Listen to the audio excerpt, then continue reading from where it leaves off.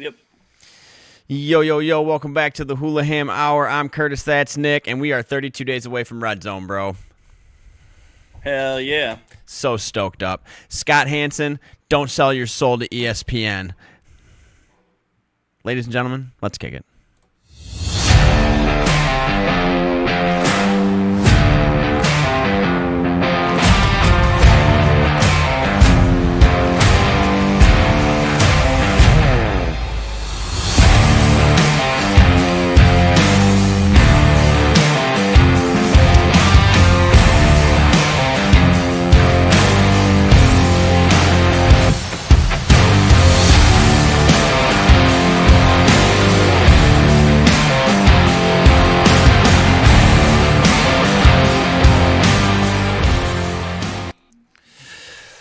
What's happening, brother?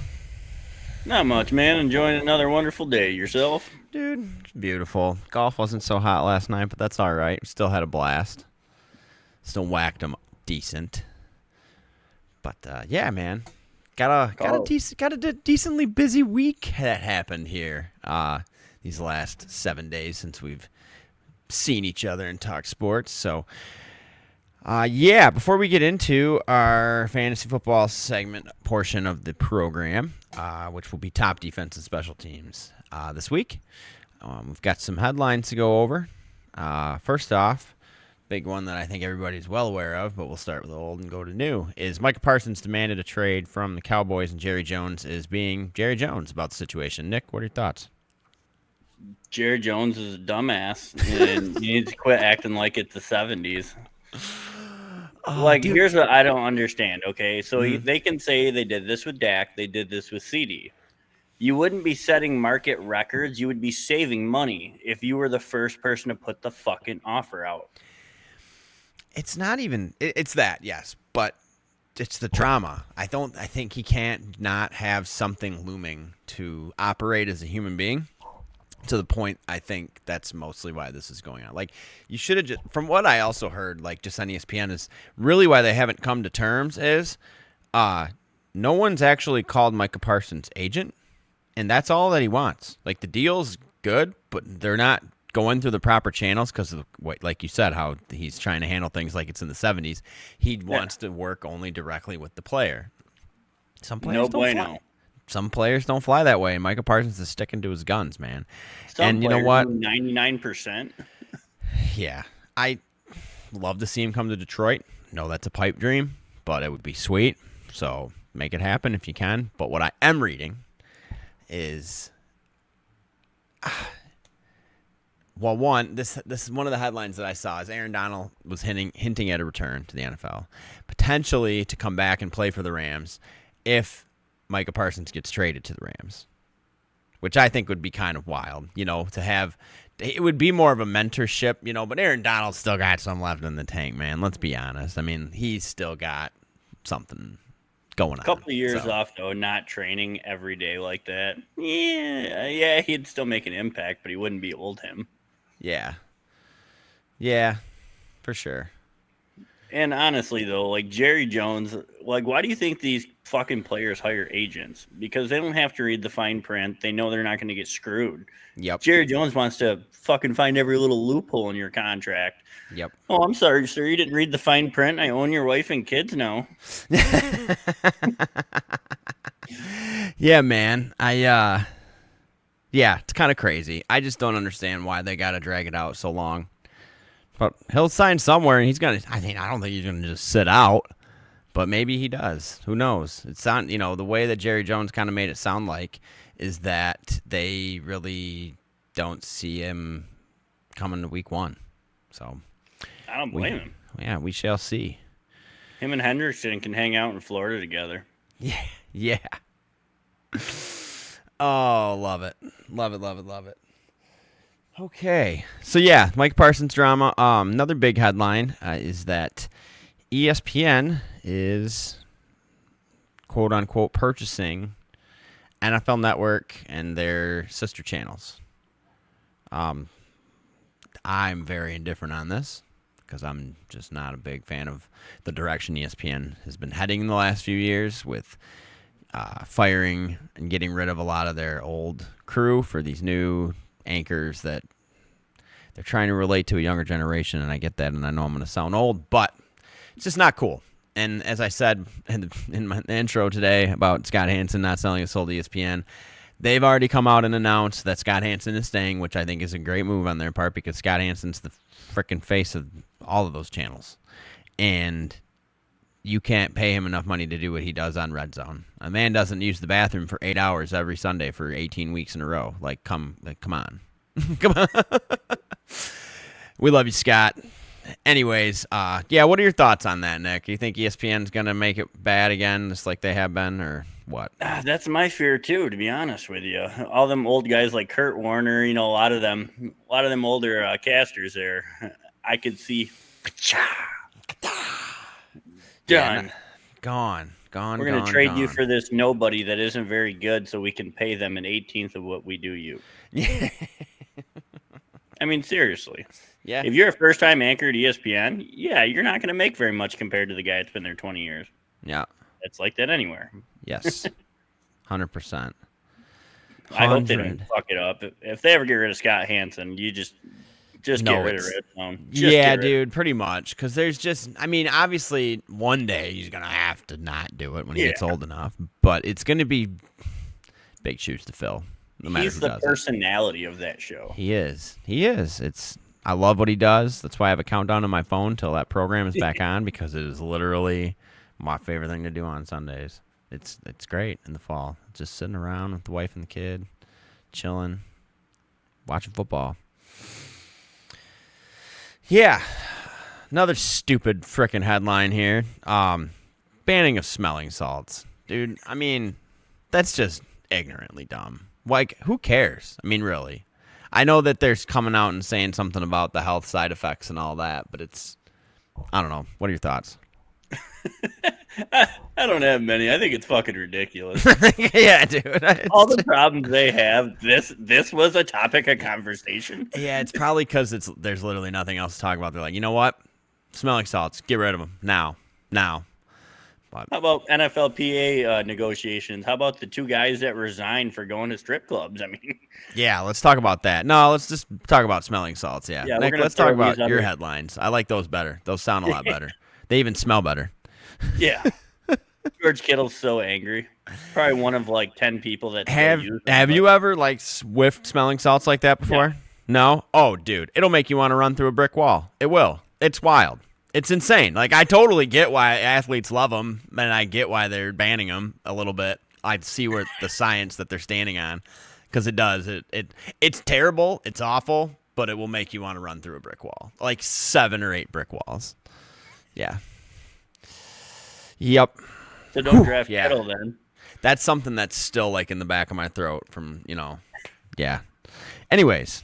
Yeah, silly, stupid headline, but still fun, and that's why you come here. You don't come here for one the catch a game now, no smelling salts. She's just gonna like make his face mask out of him, so it's just constantly feeding him. Black visor just has him tucked in. Oh yeah. All right. See what happened with Jordan Addison? Yeah. Yeah. Shocker. There's like 4 or 5 of these every single year now in the NFL. Yeah. There's 2 things that blow my mind as to how this still happens. One, there's Uber. Just throwing that out there. And it's in every city there's a football team in. No questions asked. And 2, you have enough money, you shouldn't be driving anyways. I just don't buy a driver, dude. Like I get cruising around in a sports car and having fun. Sober. Like, just do it. Go out. Go 100 miles an hour on the expressway. I don't know. It's just crazy to me that these athletes are still getting deweys like that. You can't do it. You're going to get caught. Doesn't make any sense. Yeah.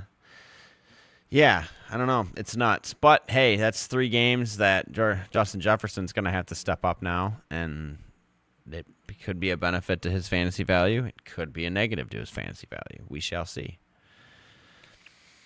We shall see. All right. So, yeah, those are my headlines. You got any other headlines before we dive into to our fantasy football talk here for this week?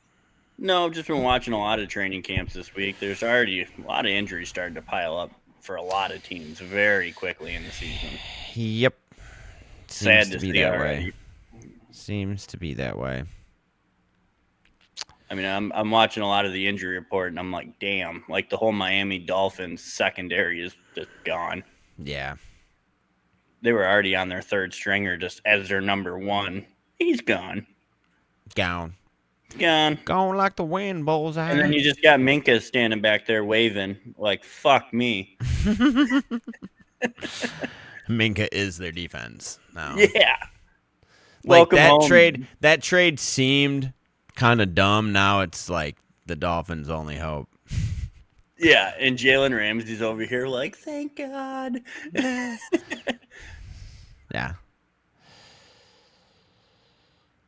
All right. So, yeah, let's get into it here.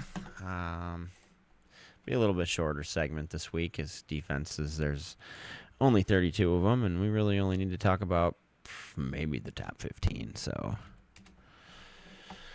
who was your favorite defense this year, Nick? Denver. Hands down. Bam, bam, bam. Oh, come on. They were fun to watch. I've always enjoyed watching Patrick Surtain even in college. Yeah. Stupid thing. Making me log in. Oh, yeah. Come on! Denver's got to be the number one defense up there. If they're not, whoever made that list is a jackass. Come on, get back to the damn... Thank you. Okay, here we go. All right. Yes, we got defense special teams. Yep. You said Denver, right? Yeah. Yeah. You want to know what blows my mind just right off the get on this list? Guess who they have at number 2? Some odd reason I want to say Tennessee. No. No, not even. No, not even. I don't. They were a top 5 defense last year. Their offense just scored 6 points a game. Where the hell are they? I don't see them at all. Well, we'll get to them. I don't feel like looking anymore. Anyways, no, they got Philly, which they have a whole new defense. I think they'll be fine, though. Yeah, fine. Yeah, not number 2. That's stupid, I think. But yeah, I don't see. Oh yeah, we'll get to Tennessee, Nick. I'm glad you thought they were 24, probably. I'm glad you thought they were number 2. We'll get to that. No, I didn't say number 2. I said they were a top 5 defense last year. All right, 3. I agree with this one because they're always a solid D. It's Baltimore. Ravens always show out. They always get turnovers. They don't allow a lot of points, and they've been a solid top 10 defense in football for a number of years, and that's a credit to John Harbaugh because he's a gangster. 4, got the Steelers. They're gonna need it because Aaron Rodgers is not gonna score you dog shit this year. So good luck. You're going to have to hold them to like 14 points or less a game. It's going to be interesting. What did they give up last year? Probably like 20. So they got a chance. Yeah, they still were solid last year. They were. Their defense is always solid. Like Baltimore, those teams are built off of defense. Yeah. But Russell Wilson did what Russell Wilson doesn't anymore and doesn't put up any points, and that's exactly what they're going to get with Aaron Rodgers again. So I just don't understand why they feel that. I've already ranted on this enough on this channel. Dude, they need home health care to get out of bed in the morning. What they expect was going to happen? Oh, yeah. I love it. Okay. I bet you Monday those guys don't even get out of bed. Yeah. So 5 is going to be the Vikings. They had a good defense last year, but I don't. Well, a healthy Lions defense should be there. It should be, but we'll see. if Hutch starts going off like he was again last year and stays healthy, dude, it's such a game changer. Even if there are other injuries, like still having his presence just is wild. Oh, for sure. The pressure he puts on the quarterback just fucks up everything. Everything. Run game, pass game, it doesn't matter. He's in the backfield. Mm-hmm. Yep. So 6, they got the Texans. Yeah, I could see that. Houston, I just feel like C.J. Stroud came out like chucking it, and then last year it was kind of but he's also had so many injuries on the wide receiver front. But their defense has always been pretty consistent for the most part. Yeah. So and he had his top 3 receivers out for a long time. Yeah. Yeah, that's true. 7, they got the Bills. Always a good D. Decent D, I should say. Yeah. 8, they got the Chiefs. I don't know. I hope they get the spot that Tennessee's at. 9, we got the Lions. Now, again, I feel like this is a good ranking considering how trash the defense finished last year. But Fantasy Pros also takes into consideration that they now have, a healthy defense again. Kind of, because we've already had a couple injuries. But it's just, I hate how injury-plagued everything is anymore, man. It sucks so bad. And I know you can't take it out of the sport, but they got to figure something out. Like, they're figuring out a lot of other things. Let's get torn ACLs cut in half. That'd be. See, I don't even like to open that conversation because then all they're going to say is, well, flag football's on its way. And that's when I quit watching. And then before you know it, we're playing sarcastic ball. So. Yeah. So, I mean, it is what it is injury-wise. For sure. Pad up and go kill somebody. Pretty much, man. I've been watching old clips of old James Harrison. Yeah. Where he's like, dude, every time I touch somebody, I wanted you to remember me the rest of your life. I wanted to jar your brain. Yeah. And they're just, there is that still, but there's not. Not nearly like it was. No, because you've got so many, you get fined, you say stuff like that anymore, Oh, dude, he'd just get kicked out in like the first series of every game. He would. Him and Ray Lewis. First hit, they'd be like, nah, that guy's dead. You got to go. Yeah. I don't care if it was legal. You got to go. Bye-bye. Yeah. There's the tunnel, buddy. You just ran out of it. All right, rounding out the top 10, it's the LA Rams. Sean McVay always seems to have a good defense, but they'll also have a game where they give up 6 points and then give up 42 the next game. They did that a couple times last year. Dude, I feel like that's how the Bills and Chiefs both are, though. They both have games where their defense shuts out, and then it's like 49-48 they win. Yeah. Yeah, it's true. That's how the Lions were too. We had to score 55 freaking points at the end of last year in order to win a game, and it still wasn't enough. Like that Bills game was atrocious. Yeah, we would have had to beat the Bills by what, 56, and they got 55. Yeah, not cool. Stay healthy, guys. Eat your Wheaties, drink your milk. Strong bones. Strong bones. At 11, we got the other LA team. Got the Chargers. Jim Harbaugh always brings a stout defense. He's saying his every coach is going to come out and say that they're hitting harder than last year, I guess. But, I don't know. I've never just watched somebody physically abuse another human being and just get away with it. And Jim Harbaugh does it to every player that plays for him before every single game and on live TV. And everyone's just like, yeah, that's just coach for you.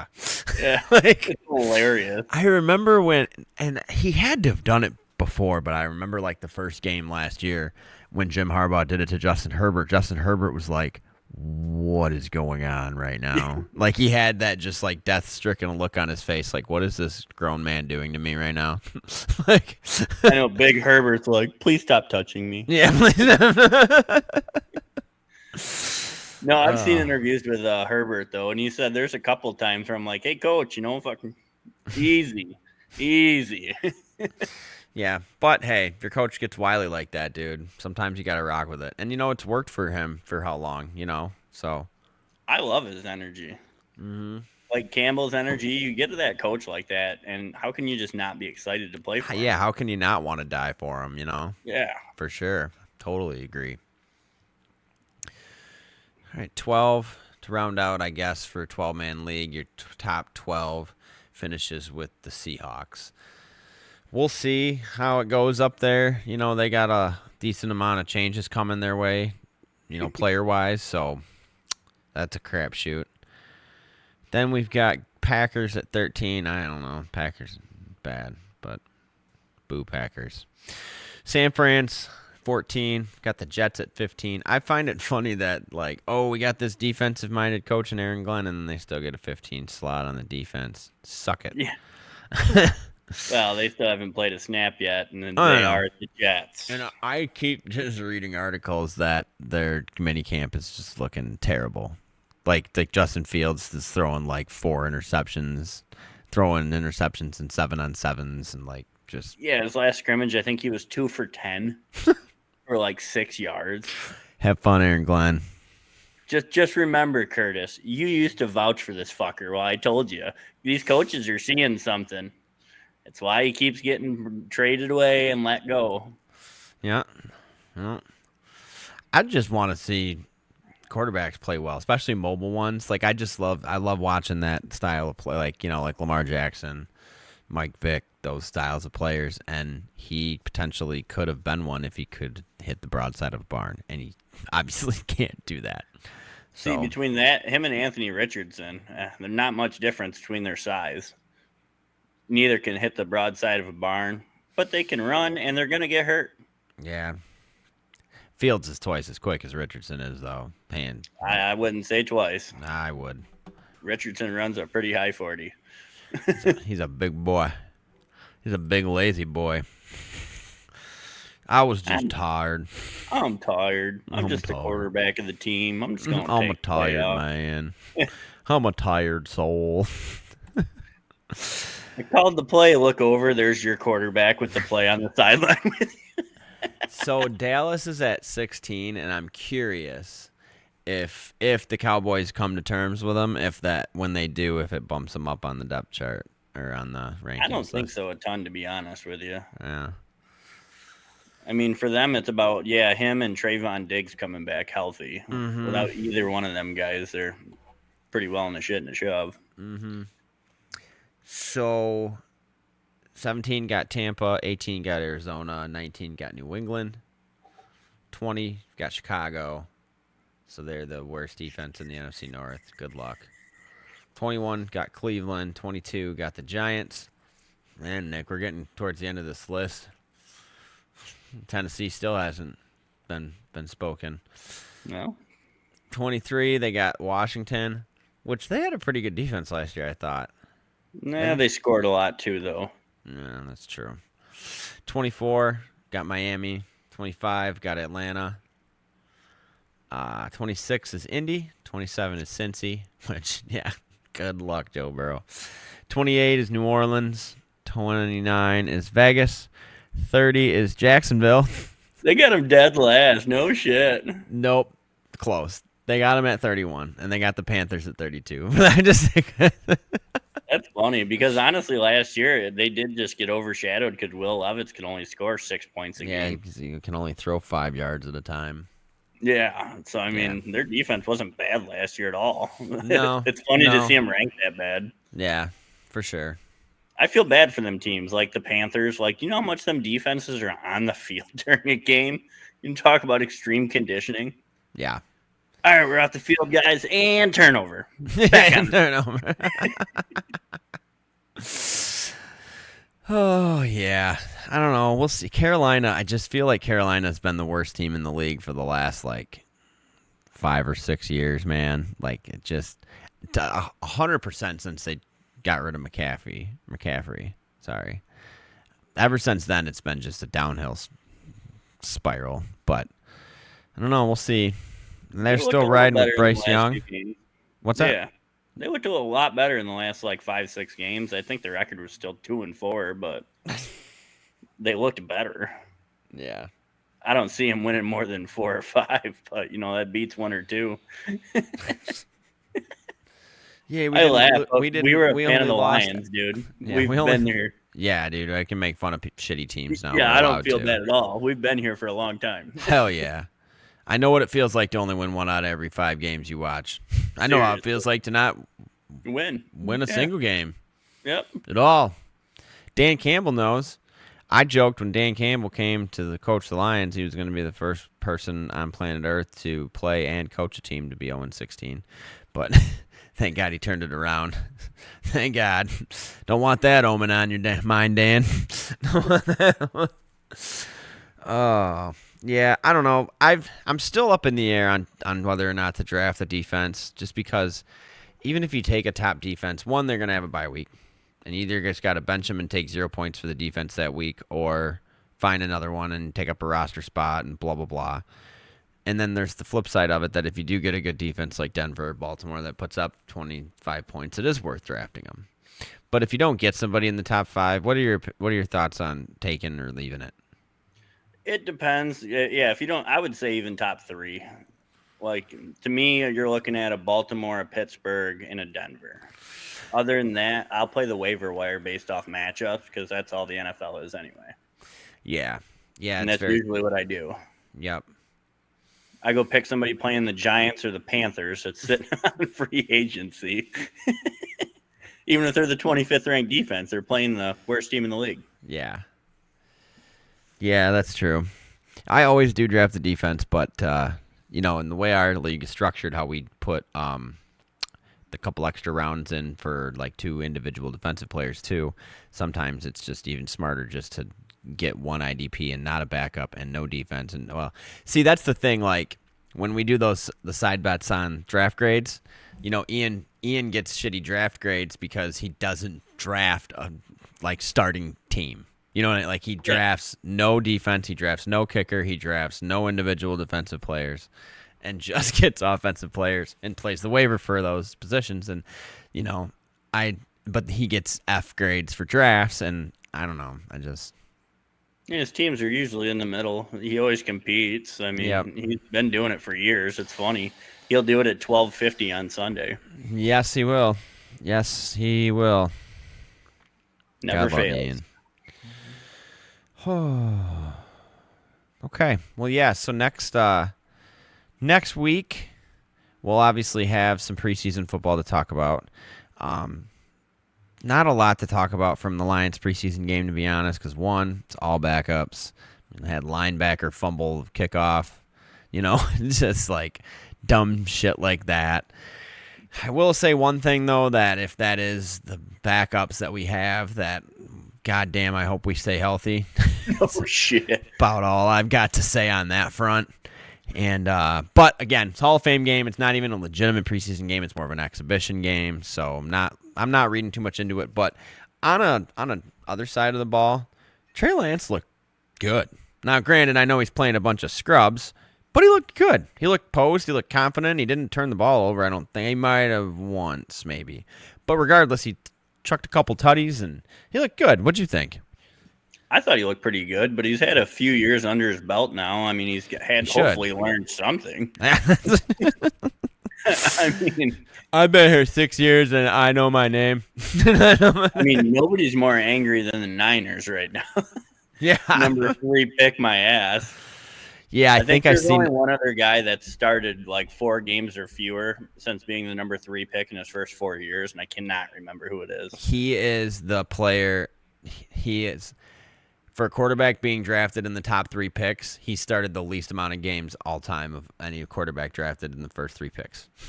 Yeah, it's nuts. Yeah, so. But who knows? Maybe he'll make a late, midlife resurgence because he's not that old. Mm-hmm. Baker did it.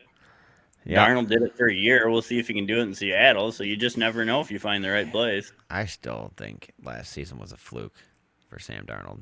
That's just me. I think it was the system personally, but we'll see. Yeah, and we'll see how he does out west. Maybe he conforms with what's his nuts at Seattle, McKyle, whatever, McDonald or what's their coach's name? Anyway, Mike McDonald. Mike McDonald. Thank you. I knew I was close. Yeah. Anyways, but we'll have preseason football to kind of go over. Because there'll actually be football to talk about. So we've got kickers to go over, and individual defensive players. I know most people that play fantasy football do not play IDPs, but we do, and we're going to go over it, so get over it. Yeah, but we'll probably do kickers and IDPs in the same segment because I don't think I can stretch those out into any longer than 5 minutes apiece. Yeah. Justin Tucker, round 1. Yeah, dude, I'm taking him all day, baby. So, yeah, okay. You got anything else on the football front this week, man? Just the Hall of Fame game. It was only one series, but watching that Hampton run, I mean, he's a hell of a downhill runner. I am interested to see how he performs this year. Yes, I agree. It's going to be exciting to watch. He's a big, strong back, and he's fast. Yep. Yeah, for sure. I mean, there's only one series against backups, but I'm like, damn, he didn't go down on the first shot. Okay. So, not much on the college football front. Gonna just wait till games start up here in a couple of weeks to really kick off talking more in depthly about that. So that leaves what's next is PGA, the Wyndham Championship, right? Wyndham Championship, yeah. Wyndham Championship was over the weekend, and Cam Young got his first dub, man. I'm proud of him. Yeah, he deserves it. He won by a landslide. I don't know, did you catch at the end when he finally won? And he's like, I don't know what to do. I've never had to do this before. I don't know where to go. Where do I go? Yeah, that was so good. He's such a fun guy to watch, and I liked watching him in LIV. I've always liked watching him, and he's been second place like 8 or 9 or more times. How many times? 7 times. 7 times? Yeah, it's a ridiculous amount of times to not have won one. So he would finally do one, and I'm happy to see him do it. That was cool. I was really happy to see him win it. And the way he won it was just outstanding. Yeah. So that obviously puts him. I think he was already in the FedEx top 70 anyways, but I think he was in the top 20. Yeah, so I'm gonna pull that up because I just read a headline, and you probably heard this because you hear everything. You see what about Rory? No. No? Didn't see anything about Rory today. Rory is skipping the St. Jude. Yeah.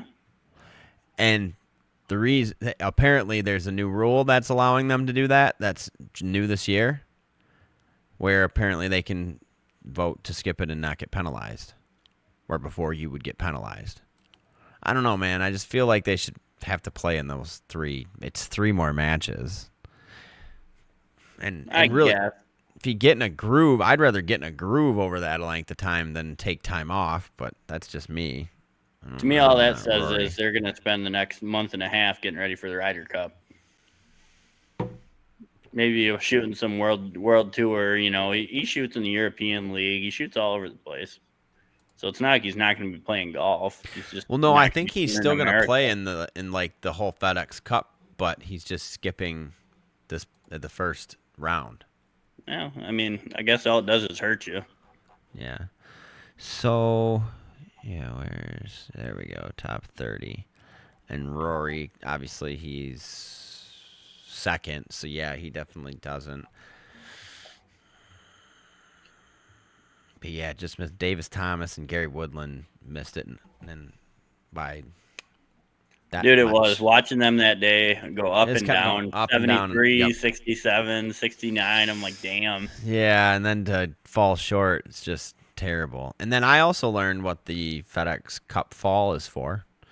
It's for if you don't make the top 70, you play in the FedEx Cup Fall, and I believe if you finish in the top 30, you keep your card, but if you don't, then you lose your card, which that's kind of freaking wild, but I like it. Life-changing. Kind of, yeah, for sure. So, yeah, because like Tom Kim, he didn't make it. He'll have to play the FedEx Cup Fall probably, and I love seeing Tom Kim play. He's a great player. I know, but people hit that spurt of a bad year or two, like Spieth, and yeah, yep. Like I miss watching him with his irons, man. When he was on, he was on. Yeah, Xander Schauffele. Okay, he's 42nd. That's good, but he's had an off year, big off. Very year. coming back from Spieth injury too. at the beginning of the year, though. Yep. You wonder if you ever get right. Yeah. So top 70 play FedEx Cup St. Jude. And then the top 50 play BMW Championship. And then the top 30 play the Tour Championship. Okay. And your position depends in the final on how big of a lead you start with. Yep. Yeah, because I remember tuning in last year being like, holy shit, Scotty's like 36 under par. He's 10 under and he hasn't hit a golf ball. Yeah. Like, that's just such a huge advantage for the number one player in the world. Yeah. And by the way, you're down by 10. Yeah. To Scotty Scheffler. Have fun. Yeah. I do enjoy watching East Lake, though. That's a fun course to watch. Yeah. Dude, you want to know what's crazy? I was reading a stat today about, like, you know, the dominance of Tiger Woods, right? So, I think it was 2 years ago, Scotty Scheffler, his scoring average for the year was like 68.2 or something like that, which was the 7th lowest of all time. And who do you think has the other 6?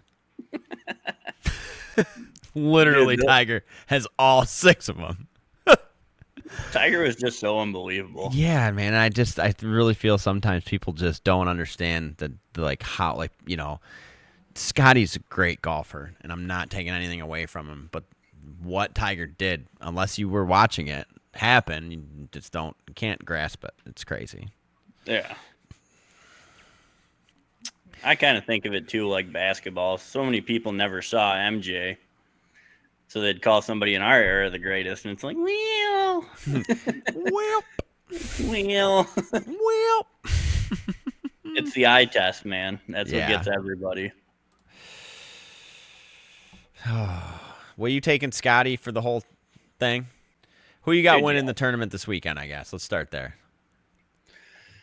I got Scotty for the whole thing. Yeah, it's going to be kind of hard. He's going to hold the number one spot, and for him to start at 10 under, man, it's such a tough hill to climb. I mean, granted, if he shoots a bad day one, it's anybody's game, but if he doesn't, well, good luck. Yep. As for this weekend, man, it's hard to pick this weekend, to be honest with you.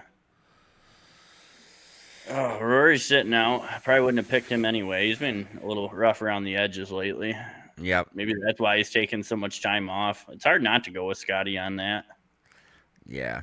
It'd be cool to see Cam Young roll off his first win, though, and get in contention real early. Would be, because he's 16th, and if he makes a move like this weekend, he could really be there. So it would be fun to watch. That would be really cool. So I'm going to go with Cam Young this weekend, see if he can pull it off. You know, I'm like looking at this list, and it's all the guys, obviously, that have like won a victory this year that are like in the top 30 or won a, you know, match. And it's hard to bet against any of them. But I think it's going to see, like, I'd say like Oberg's due for one, you know. Oh, yeah. And he's sitting pretty. Yeah, I'm going to take Oberg. Yeah, I'm going to put a couple bucks on Oberg. I like that. I like it. Sticking out like a sore thumb. Shane Lowry would be another one that could just pull one out of his ass, too. So, yeah, all right. The Fighting Irish. Yeah. So, yeah, stay tuned. We got 3 weeks left of the regular season of PGA. Real excited about that. And then we'll probably get into a little bit of FedEx fall coverage just to see who keeps and who loses their cards for the next year. And then we're going to probably be into some TGL action again come January. So, hell to the golf never stops, and I love that. Whoops. Nick. Oh, Nick. There you are. All right. So, LIV has their tournament coming up this weekend in Chicago. We will fill you in on that. I am going to take Bryson to win it, as I always do. Who you got, Nick? Same guy I always pick, John Rahm. John Rahm. All right. Rahm versus Bryson. Let's get it. Okay. So, yeah, we'll fill you in on LIV Chicago because it's going to be, I think, like we said, I think it's like Chicago, Indianapolis, and then Michigan, and then LIV is finished. The Tour Championship is in Michigan, and then we'll be wrapped up for LIV for the year. And that's hopefully next season they figure out how to together. We'll see. Doubt it, but we'll see. Okay. So before we jump into the last topic, I'm going to jump into one on a headline that I read that I don't know if you've heard about, but you probably have. Apparently, Boston is pursuing to try to trade for Connor McDavid pretty heavily. Have you heard anything on that? No, he's not going anywhere. You can pursue him all you want. Yeah, well, I'm just saying. Yeah. Who do you get on your team as Edmonton, who's been to the Cup 2 years in a row, that gives you a better chance to get back there a third year than completely Connor agree, McDavid? man. And I know, like, the NHL is in the position like the NFL is right now, and there's not very many headlines, and maybe it's just to create one. But I just think it would be wild to see someone of the stature of Connor McDavid get traded like that, you know. I mean, if anything, I could see them selling, their third and fourth line for Pasternak to play with Draisaitl and McDavid. Yeah. I don't see McDavid moving on. I don't see them trading him. Yeah, he's kind of someone that it just feels right for him to stay where he's at. And forever. He's a Canadian. Yeah, exactly. I mean, I just don't see it happening. Yeah, we'll see. Be funny for him to come and play for Boston, though. I mean, it'd be like trading Wayne Gretzky when he's on your team, though. I mean, you just kind of look fucking stupid. Yeah. Yeah. So, anyways, we grabbed all the right. wrong coffee cup this morning. This one's full of whiskey. All right. So, Tigers made a couple of moves at the trade deadline. Nick, fill us in on a couple of those moves. Well, we got Seawald from the Guardians, another relief pitcher. We got Montero. We got Finnegan. And we got Paddock there, which his first start was great. His second start against his old team, not so much. I don't know. Got Morton, too, right? Yeah, Charlie Morton. Mm-hmm. He's 41 years old, but he still throws good. Yeah, exactly, man. I'm pumped about it. I was watching him pitch the other night. I'm like, damn, he still got it, dude. Like, still got it. I love all the moves. It tells me that they really are all in on the season, which is great. They should be all in on every season, but I get because of the success we finished with last year and the way that we started the beginning of this year, but we've lost another few games in a row, it seems like. It's just not clicking again all of a sudden, and I don't know what it is really, but they better figure it out. There was a whole crap ton of trades at the deadline. It was fun just watching all those roll in, Yeah, there's a few other big blockbuster trades, but I was really excited to see the Tigers make as many moves as they did. That was awesome. I'm a little bit happy. I wish they would have went out and actually got a solid young arm for the fucking bullpen. Yeah. We did get some older help, and we needed it.